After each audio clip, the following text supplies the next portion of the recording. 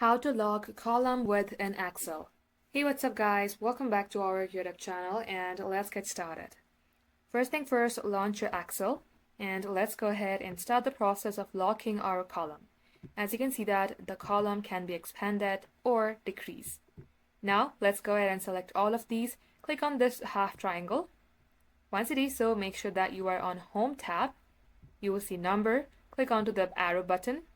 Click on protection and uncheck the locked. Click on OK. Once you do so, click on review button. Likewise, you will see protect sheet. Click onto it and make sure this select locked cells is unchecked, then OK.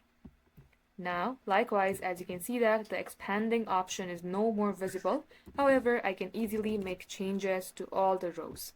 Just like so guys, this is how you can do the same as well. Thank you all for watching the video till the very end.